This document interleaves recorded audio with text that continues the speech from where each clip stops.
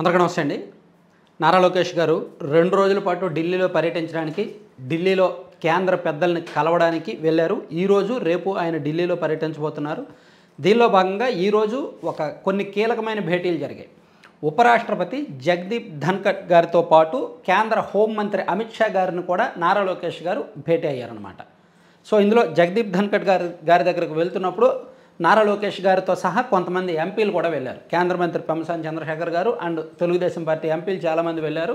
అక్కడ కాసేపు మాట్లాడారు. ఆంధ్రప్రదేశ్లో జరుగుతున్న అభివృద్ధి పనులు, సో అమరావతి రాజధాని నిర్మాణ పనులు ఏ దశకు చేరుకున్నాయి, ఎలా ఉంది, సో ఈ మధ్య విద్యా వ్యవస్థలో తీసుకొచ్చిన కొన్ని సంస్కరణలు, మార్పులు, సో ఈ పరిపాలనలో ఈ 1 ఇయర్లో కొంత ఫీడ్బ్యాక్, ఇదంతా కూడా కాస్త పిచ్చపాటిగా మాట్లాడుకున్నారు. కొన్ని రాజ్యాంగపరమైన అంశాలు కూడా మాట్లాడారు. ఆ తర్వాత నారా లోకేష్ గారు అమిత్ షా గారి దగ్గరికి వెళ్ళారు. అమిత్ షా గారితో సుమారుగా 40 నిమిషాల పాటు భేటీ జరిగింది.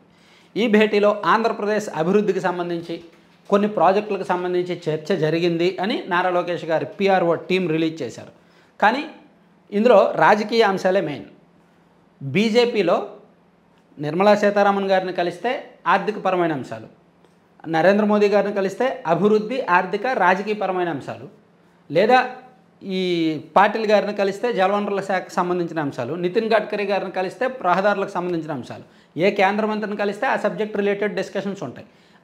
అమిత్ షా గారిని కలిస్తే మాత్రం శాఖకు సంబంధించిన అంశాలతో పాటు రాజకీయపరమైన అంశాల చర్చ ఎక్కువ జరుగుద్ది. ఎందుకంటే దేశంలో ప్రస్తుతానికి central political power Amit Shah గారు. బీజేపీ పగ్గాలన్నీ కూడా వేరే వాళ్ళ చేతుల్లో ఉన్నా, పరిపాలనా పగ్గాలన్నీ కూడా వేరే వాళ్ళ చేతుల్లో ఉన్నా,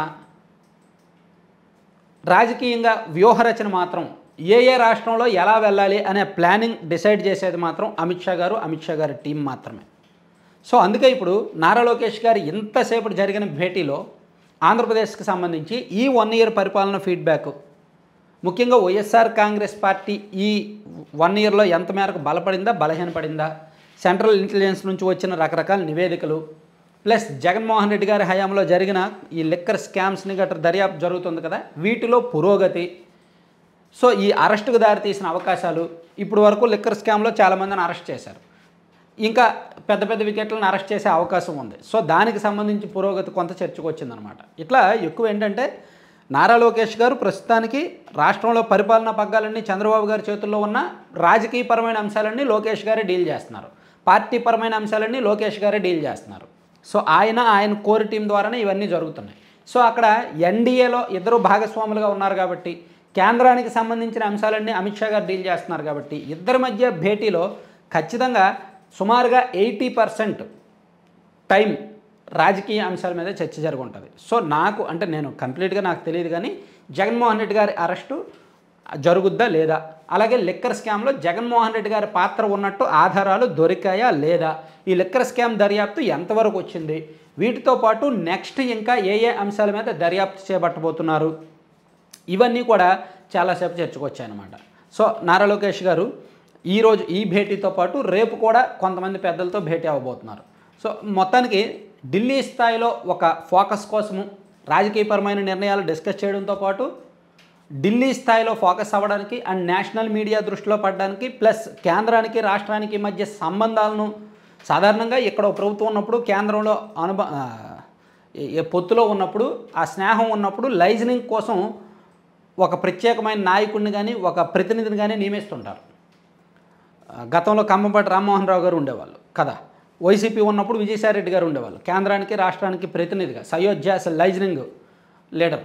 ఇప్పుడు తెలుగుదేశం పార్టీ కూటమి అధికారంలోకి వచ్చాక అలా ఎవరు లైజనింగ్ కంటూ ప్రత్యేకంగా ఎవరు లేరు. కేంద్ర పెద్దలతో ఏదైనా అవసరం ఉంటే మాట్లాడడానికి ఎవరు లేరు. సో అందుకే నారా లోకేష్ గారే డైరెక్ట్ వెళ్తున్నారు. ఆయనే ప్రస్తుతానికి కేంద్ర పెద్దలతో లైజనింగ్ చేస్తున్నారు.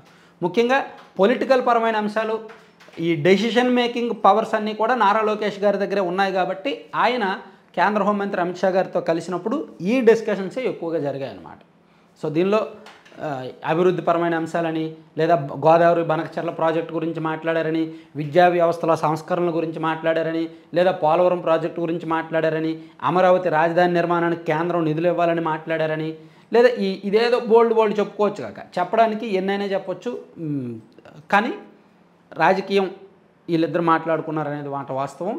వైసీపీకి సంబంధించి ఈ 1 ఇయర్ పరిపాలనలో ఫీడ్బ్యాక్ గురించి కూడా మాట్లాడుకున్నారు అనేది అయితే మాత్రం మనం ఖచ్చితంగా చెప్పొచ్చు.